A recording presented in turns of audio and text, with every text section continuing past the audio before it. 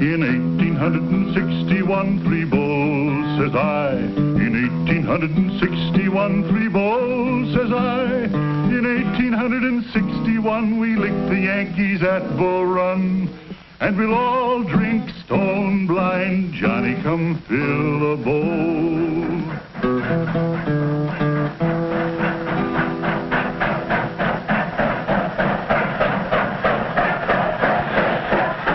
In 1863, a special train had come up from Washington, bringing a mighty important man who had a speech to make at a place called Gettysburg. Today, Gettysburg lies peaceful and quiet in the foothills of the Blue Ridge Mountains. But what happened there some time back is history.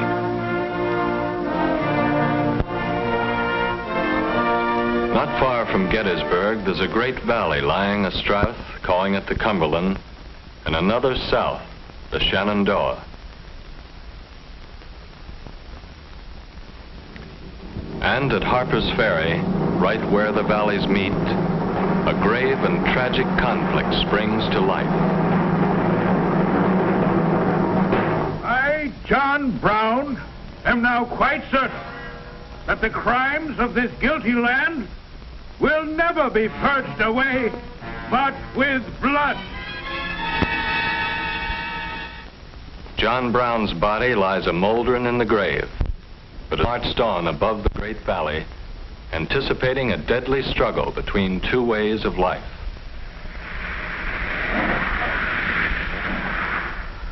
For the valley flowed north into an area both agriculturally rich and industrially productive. A land where factories were becoming part of the landscape.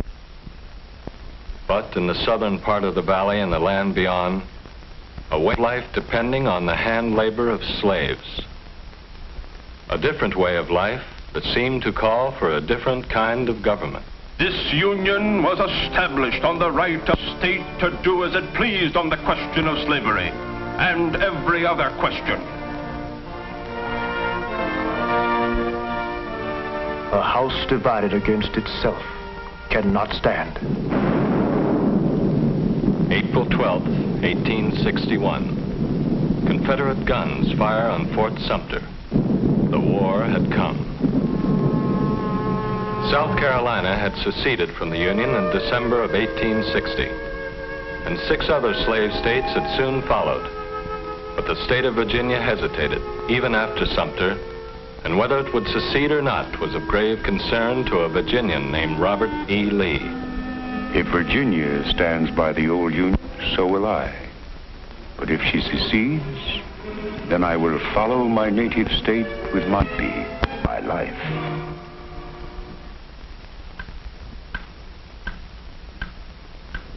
And so, when Virginia seceded, 5 days after Sumter, the North lost more than a state. It lost a general. Through a mistake we lost Bull Run, 3 bulls, says I. Through a mistake we lost Bull Run, 3 bulls, says I. Through a mistake we lost Bull Run, and we all skedaddled to Washington. And we'll all drink stone blind, Johnny, come fill the bowl. Neither side had wanted it, but the first battle was at hand. And man or boy, Johnny Reb or Billy Yank, each soldier faced his own worst moments alone, waiting.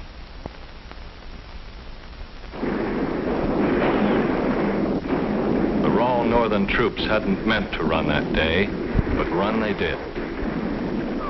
It wasn't going to be a short war. Bull Run was a defeat for the North, but not a decisive one. And by the spring of '62, McClellan, now with a tough and disciplined army, the Army of the Potomac, embarked aboard a huge fleet of wooden ships to the James River for a drive on Richmond. Hard fighting brought the Union Army to within 4 miles of Richmond, the heart and symbol of the Confederacy. But with victory almost within his grasp, McClellan learned that his own capital was threatened by Confederate cavalry.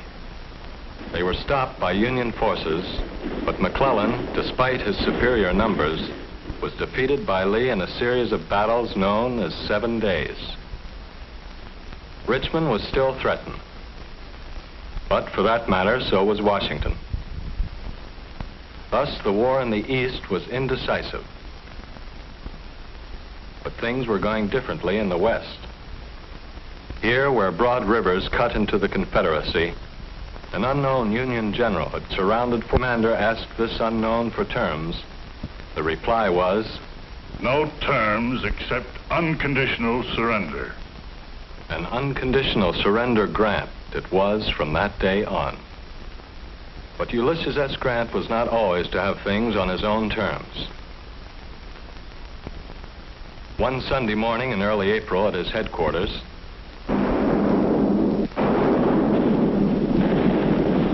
Grant's forces had been surprised, and thus began the terrible Battle of Shiloh. 40,000 Confederates pressed the Union troops to the very edge of the river, towards what looked like inevitable disaster. But Federal reinforcements arrived overnight, reinforcements which turned the tide of the battle. And when it was over, the Union Army held the ground, but at a cost more terrible than could be imagined. General Grant looked over the field. I looked at a field over which the Confederates had made charges the day before, so covered with dead. Now, after more than a year of hostilities, the grand strategy of the North began to emerge. Total blockade on the sea and the splitting of the Confederacy by way of the western rivers. Thus, the West was to prove crucial in this war between North and South. But Lee in the East was a general to be reckoned with. He had crossed the Potomac just above Washington, and early in September of '62, his army met McClellan's at a place called Antietam Creek. And in 2 days, the cornfields of Maryland became one of the bloodiest battlefields of the entire war. It was not news of a decisive victory which reached the White House, but it was enough of a victory and what Abraham Lincoln had been waiting for. All persons held as slaves within any state, the people of which shall then be in rebellion against the United States, shall be then, thenceforward, and forever free. Now the fate of the Union and the fate of slavery were one and the same. The spring of '63 found the war moving into its third tragic year, with Federal troops deep in Confederate territory in the West. But once again, Lee's lieutenants were on the march in the Cumberland Valley. And in June of '63, the tides of war converged on a little town, which until then had been as peaceful as the seminary which stood nearby. A town called Gettysburg. Now 2 determined armies faced each other. 75,000 men under Lee, 90,000 or more under Meade. The hardened veterans entrenched on Little Round Top waited. The Union sharpshooters in Devil's Den waited. The fertile fields of Pennsylvania waited.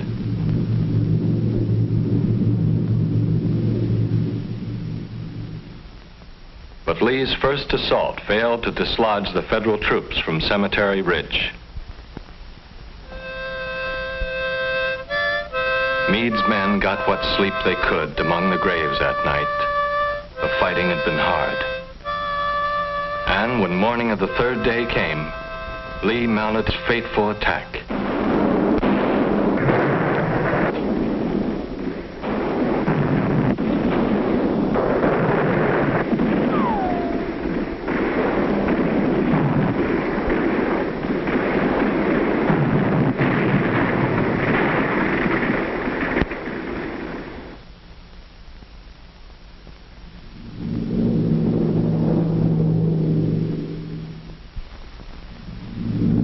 picket had sent his men charging across an open space nearly a mile in length.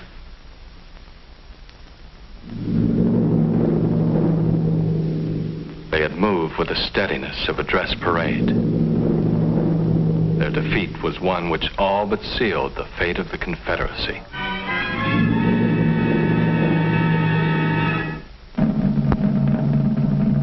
Now, in the midst of a tragic war not yet won, a lot of folks gather at Gettysburg for a dedication. And among them is the president. He looks older now, seldom smiles. War's been so long, so many dead on both sides. After a while, after the main speaker, he has a few words to say. He speaks briefly, quietly, of the brave men, living and dead, who struggle here. Says we must resolve that they shall not have died in vain, that our nation shall have a new birth of freedom, and that government of the people, by the people, for the people, shall not perish from the earth.